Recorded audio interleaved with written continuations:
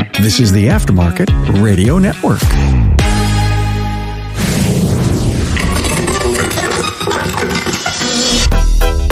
Hey, Carm Capriato here, the Aftermarket Podcast Guy. Welcome to the 612th episode of Remarkable Results Radio. Hey, I'm with Aftermarket Business Coach Bob Greenwood AMAM of the Automotive Aftermarket E-Learning Center. Bob sees too many shop owners working in their business instead of on it. Bob created 22 questions for his clients to help make them better at working on their business. It's the answers to those questions that help determine what they need to work on. As Bob has told me, some shop owners get in their office to work on their business and then they say, now what do I do? Most don't know the first step on how to work on their business. The answers to these questions will help them focus. Bob and I picked 5 questions from his list of 22 that we will discuss in this episode. So as you listen to learn just one thing, keep in mind this question: how do I make my business better and more productive than what it is today? Now, Bob's email is in the show notes, and he's willing to send you all 22 questions. Our aftermarket content is possible through the sponsorship of Shopware and Apex.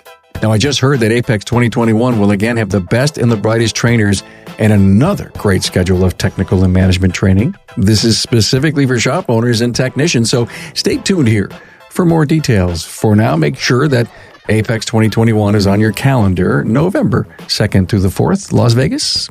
Hey, it's as easy as 1, 2, 3. Shopware's shop management system allows customers to review, approve, and pay for repairs all in one place. Hey, keep your staff, your customers happy while maintaining profits and keeping your customers happy. It's time. Get yourself a demo at getshopware.com.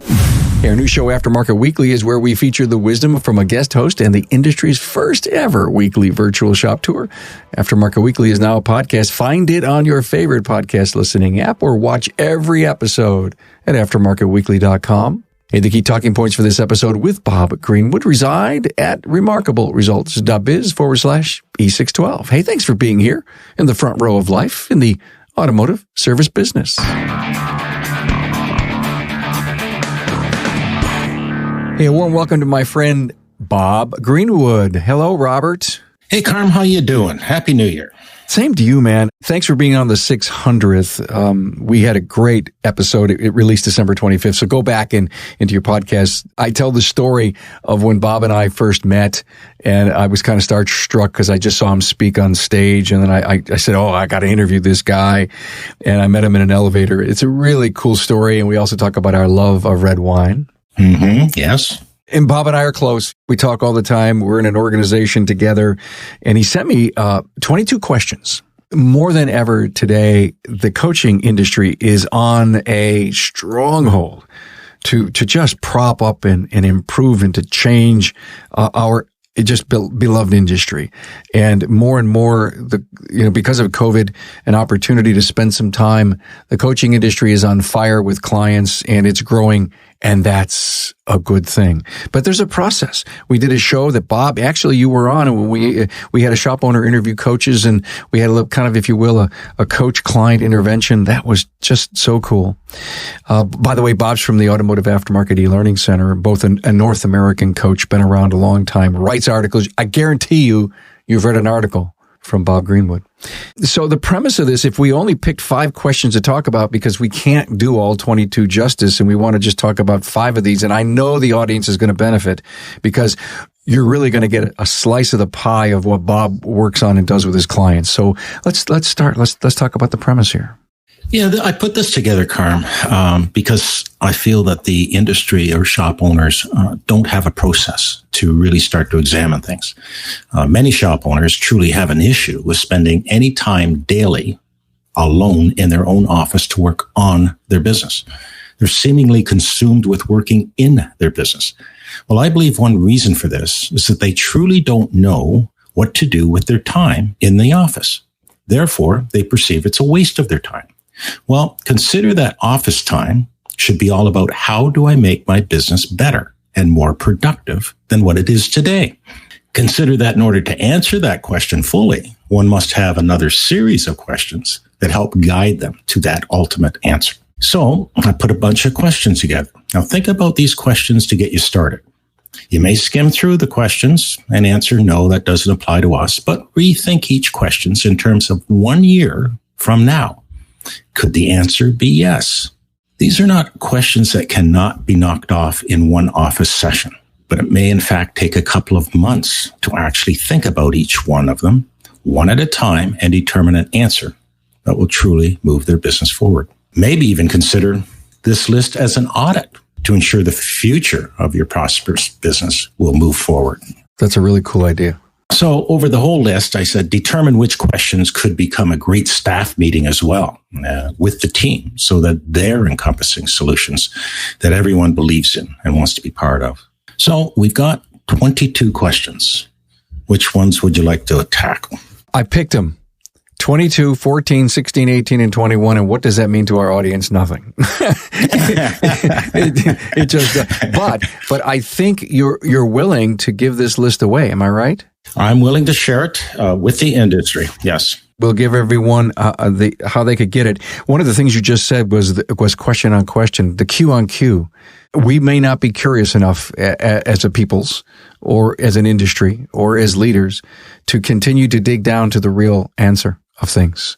And I love that Q on Q. And sometimes we find out more by keep saying, why? What do you mean by that? Well, what's that really all about? I think you learn more about people and what the team's value is to a company by digging. Thank you for being here. I think this is going to be great. Let's do, remember we out of this 22, we've picked 2, 14, 16, 18, and 21. We're going to go with question 2. And they're all great, but we figured for the sake of time and to get you curious and interested, here's the question. We need to better understand our target clients. Who are they? Why do they buy? And what do they really want? So what is our internal game plan as a company to build a long-lasting, trustworthy relationship? We are targeting clients and building a client strategic business versus a customer-based business. Clients are different. Clients, we get all their business. We have a relationship in place. They trust us, and trust is everything in this business today. So who are the clients we're going to target, and how do we do it? One of the issues about building relationships is that you must spend time with people. And how do you spend time when you are understaffed in your shop? Now think about this. That front counter person, you call the service advisor, I call them a service consultant, is a person who has the responsibility of developing this relationship. Well, in order to do that, I've got to spend some time with them. So consider this.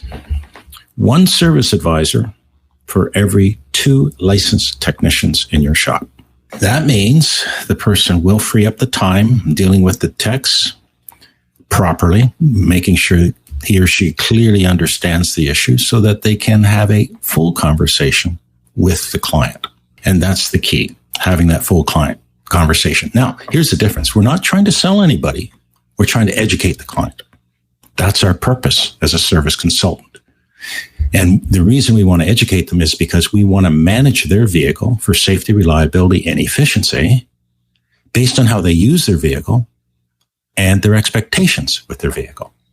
So we've got to have that time to build that relationship.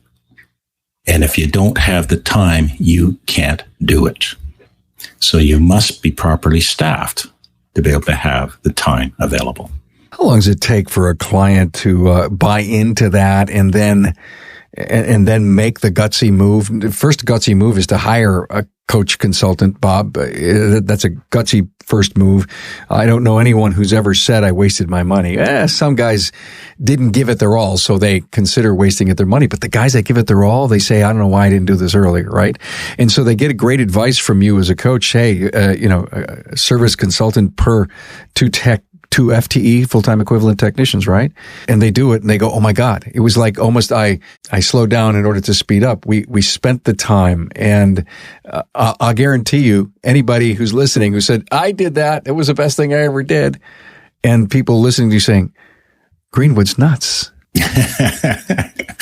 Wouldn't be the first time. I got to stop for a minute. And every time I hear Bob say the word client or consultant, it begs me to go back to remind everybody to listen to an episode 571. Bob was on with Chris Clodier, and the topic was industry terminology. It's time to change it.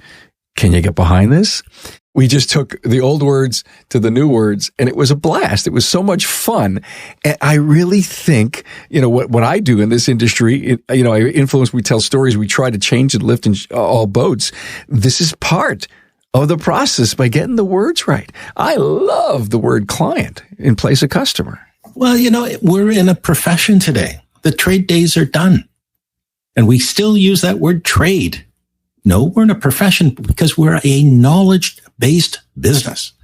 And consequently, in building long-lasting, trustworthy relationships with our client business, we must build that relationship by sharing our knowledge. And you must understand your client completely to have a good, productive conversation with them. Hey, Carm here. And coming up, Bob says you need to share the numbers from your P&L with your people. Hey, Carm here, and I can't say enough about the quality of instructors and the high level of technical and management training that was offered during the recent virtual Apex experience. Now, the great news is that show organizers for Apex 2021 are already hard at work to again assemble the best and the brightest instructors and the most timely and needed training for shop owners and technicians. Watch for a robust schedule of training and product demos on topics such as wheel alignment and ADAS calibrations. Also training on how to be an effective leader, engine performance, diagnostic strategies, controller area networks, and using social media to grow your business. Now, those are just to name a few. With this caliber of training, make sure Apex 2021 is on your calendar November 2nd through the 4th in Las Vegas. And together, let's make 2021 the year of growing sales, profits, and productivity for your business. Listen here for more Apex 2021 training and registration information. It's as easy as 1, 2, 3. Shopware's shop management system allows customers to review, approve, and pay for repairs all in one place. Now, 1, your customer views their outstanding balance. Number 2, they are prompted to submit payment directly through their invoice. And 3, Shopware's secure portal facilitates payments right there without having to open another browser or remember another password. It's really that simple. Shopware is your complete solution for contactless service. Let remote pay work for you and improve your customer experience. Get started today. Visit getshopware.com for more information and to request a demo. Here's the next question, Bob, that I think is, they're all important. They're all critical. Here it is. There's a need to improve our focus and productivity. We need to create a culture of commitment and accountability, and we must deal more effectively with non-performance. Question, do we believe in accountability as an important part of business culture? Keyword, business culture. Keywords, what do you stand for? And I'm a very big believer to having a team concept within the business where everybody wants to be part of it. Consider this. If you hire a person and they just have a job, they're not part of the business. They have a paycheck, and they have that job until something better comes along. Now, if we develop a culture where everybody's opinion counts and we want the feedback, now they're involved in the business, and instead of having a job, they're working on their career because they want to be part of it, not just do a job. And when a team is part of it, this means now we can get down to being committed to one another and accountable to one another. Accountable in terms of what are we doing on behalf of the client, and how do we measure that? Well, we measure it through build hours per repair order, for example. Are we producing the right build hours as a team daily, weekly, and monthly? And we have that up on a whiteboard. And as a team, that's all I'm concerned about, our build hours. Because once the build hours are looked after, everything else falls into place. Now think about that. Who is performing properly? Are we averaging 2.5 build hours for an average consumer vehicle? over the service of it? Are we averaging 4 to 6 hours for 1-ton cube vans? Are we averaging 8 to 10 hours per heavy duty Class 8 vehicles? It's all about accountability because we are there to serve the client. And if we are understaffed again, here we go. Now my staff is rushed to do the work and we can't do proper inspections. We can't make sure we're focused on the vehicle properly based on the client we're dealing with, how they use that vehicle and their expectations out of their vehicle. And we must be accountable for safety, reliability, and efficiency of that vehicle. That's what we're being hired for. So well said. When I look at that question, Bob, I also think about the client and coach relationship. I mean, if you asked yourself that question, says, hey, are you ready to work with me? Do you believe in accountability as an important part of our business relationship? Because so many shop owners have told me, Carm, I needed the coach. My wife isn't telling me what to do every day. I won't let her. I need someone to take my engine and put it on the tracks. And that's what a coach is going to do, keep you accountable, because you're having discussions with the coach as to where the business is going to go and how we're going to get there. I said we, the coach and the client, how we're going to get there. And now the coach will keep you accountable to that. I love the deep introspective of the CEO, the shop owner, to his people, and the accountability factor that ultimately gets the customer involved. By the way, I'm planning on getting on the road as soon as the vaccine and everything. And there's this great guy that I know who's having a big grand opening, and I'm going to go to it, and I want to interview his customers. I mean, I am dying to hear, why do you love to come here? And what happens is that the customer will probably tell me something I already know. They love me. I love this place. They're happy people. This is why we come here. It's clean. It's wholesome. Just come down with all the adjectives. It's one of the strongest questions I think we have here. It's important. It really is. And we've got to be focused all the time on the client. That is who pays us. Here's the next question. We need more clarity and consistency from the top. So is management fully accountable to the business? I think we almost kind of flipped that around just a bit ago here. The ownership, management, the CEO position is a position in the company. And just as you want to keep your own team accountable individually, whether you're a technician, a service consultant, or administrative person, you too must be accountable to the business. So this is why the team concept, where we're all discussing business issues together as a team, you are the leader of that discussion, and now you're looking for the team's feedback. Now you must have clarity and consistency in your message and be able to explain it properly to the team, and then have a discussion how you see it, how do they see it, what is their input. I'm always a big believer, never come to me with a complaint without a solution. I think that's so critical. Well, management, you've got to be accountable yourself. And how are you being accountable? Make sure that you are leading the team. And that's why I like what I call the morning scrum or daily scrum, where I have a 5 to 8 minute discussion with the team talking about how did yesterday go? If it's Monday, how did last week work out? What's our average build hours per RO? What do we got on our plate today? What do we got on our plate this week? And what do you see upcoming that could be an issue that we want to make sure we address before it happens? And just that quick meeting every day keeps the team engaged. Management, that's your job. I don't know. I hear a theme call of accountability here. This could be the entire theme of this show, because more and more I hear that the accountability factor, once it's reached amongst all team members and the coach-client relationship, anything can happen in a business. The next topic or the next question, we need to create true two-way communication throughout our organization in a way that improves service, efficiency, innovation, profitability by employee satisfaction. Communication, two-way. Oh my God, Bob, what's wrong with our current communication, and what must we do to correct it? It's huge. It is huge. Communication is everything these days. And I am shocked at how many shop owners do not take the time to communicate fully and clearly with the team. They talk in generalities rather than specifics.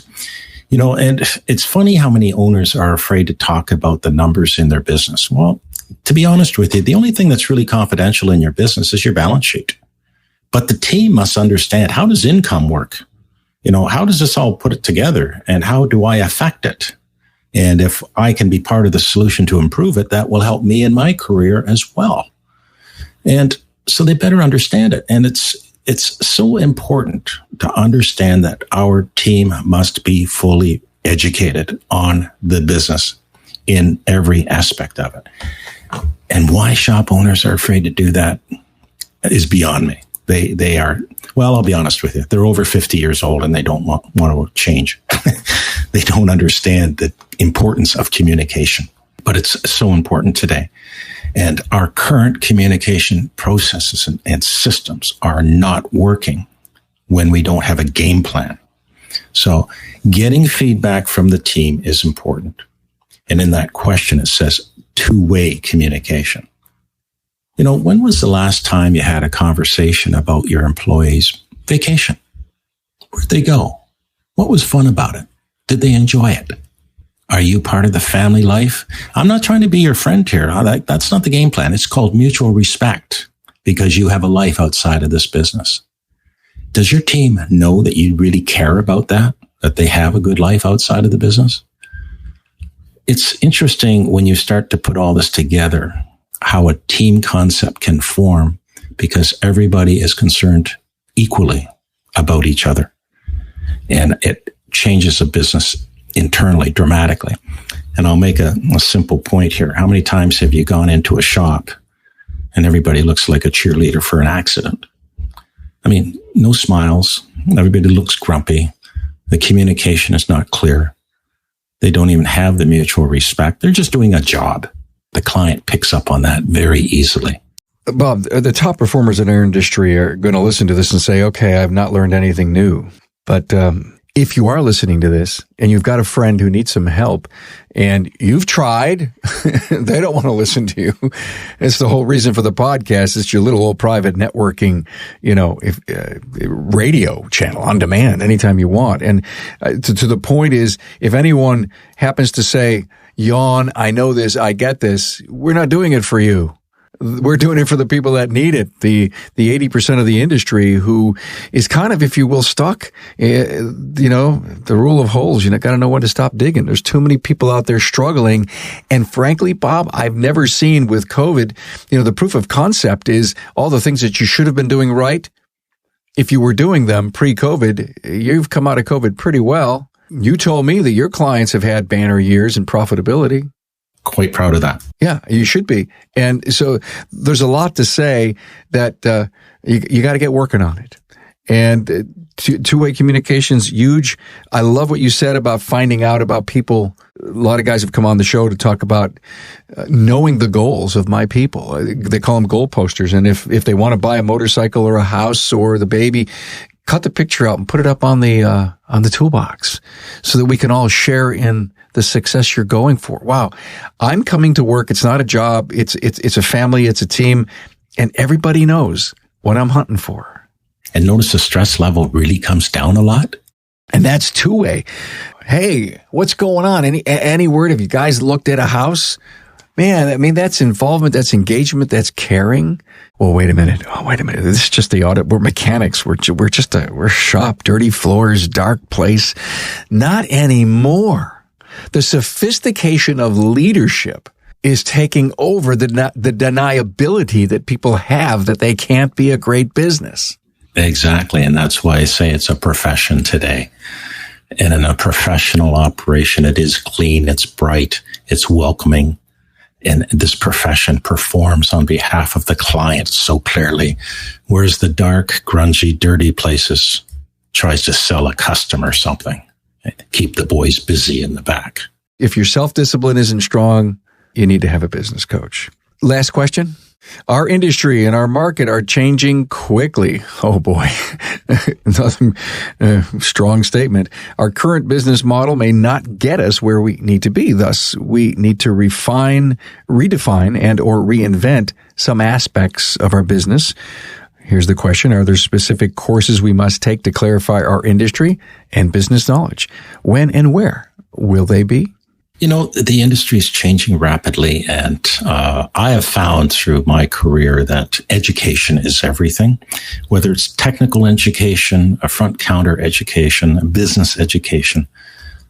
It's got to be ongoing. When you consider that a technician today requires a minimum of 100 hours a year, minimum of quick education, ongoing development, and management requires 6 to 8 days a year to stay on top of all this, because management is a position and they must clearly understand that. You've got to plan out your education and the courses you're going to take. One of the most serious things you can do is start looking at what courses, what training, what education do you require for the next year. So here we are in 2021. Has 2021 been all planned out at this point? Do you know what courses are coming up and where they are, what each individual member of your team needs, and who's going to go to what course on what day, what month, what time, and got them booked into it? It may be September, October. Are they booked into it? Have you planned the business so that when courses come up, you know who's going to be absent during that time? Now, if they're online courses, they may be in your office for an afternoon. They're still out of commission. The fact is they're going through a class, and you have to adjust the business that way to make sure, okay, we're down a person for a day because they're on a class. Let's make sure we do that. But you've got to examine your business. And one of the things about all these 22 questions is that it's going to help you take a look at each section of your business and which ones are weak and which ones are strong, which part of that business do you have to change to update it and move it forward. Remember, the overall concept today in a modern professional business is we are here to manage the vehicle on behalf of the client. We're not waiting for the phone to ring and have somebody, can you do this for me? I need brake work. Oh, sure, we can get you in. No, we're going to manage the business because we are going to pre-schedule our clients into the shop based on how they use the vehicle and their expectations out of the vehicle and the service requirements of that vehicle. We're in charge of that. So we take control. This business model is the profession today. The trade model was hope the phone rings, hope somebody walks in. Very profound. Thank you for that. I was out this morning, out of the office. On my way back, I heard a commercial for a dentist, and the dentist was all over good hygiene. And part of the commercial talked about why we pre-schedule your cleaning. And he was talking to me about being healthy and, good gum care and heart disease and all that stuff, right? And Bill Thompson, who's going to be on Aftermarket Weekly next week, who is, the survey guy in our industry, thousands of surveys each and every week, is coming on. We're going to talk about some great stuff, but one of his survey was, would you pre-schedule any maintenance? And the response was 55% said yes. So I'm hanging out and talking to Greg Skolnick on an Aftermarket Weekly, and Greg is so proud and loves the fact that he pre-schedules a very large part of his business. And he's got kind of incentives if you take the pre-schedule and you actually make it. And, they reach out through texting and all that stuff. We need to talk about this over and over and over. It was like DVI, what's that? And now, there's still not enough people on it and doing it. Cloud-based software, leadership training. Oh, all of a sudden everybody's doing it. The proof of concept is it's right, it works. How many damn podcasts, how many articles do we have to write? How many seminars do we have to attend for people to go out and say, the customer is willing to have an appointment scheduled? No, I'm not sure what I'm going to be doing that day. Well, same with your dentist. The hairdresser, guess what? You can't leave unless she or he says, hey, can I schedule you 3 weeks or 4 weeks out or whatever the number is? I don't care if it's a cut and a color and it's 4 months. It still is scheduled. I want to have a placeholder. That would be great. And don't worry. If you're busy, we'll move it. We'll do whatever we have to do. Why are we afraid to tell the customer, I want to control the safety and the reliability of your vehicle because it wears? It's amazing how we are afraid to do that. It's like we're trying to take over. Well, yeah, I got to take over. I'm in charge of your vehicle.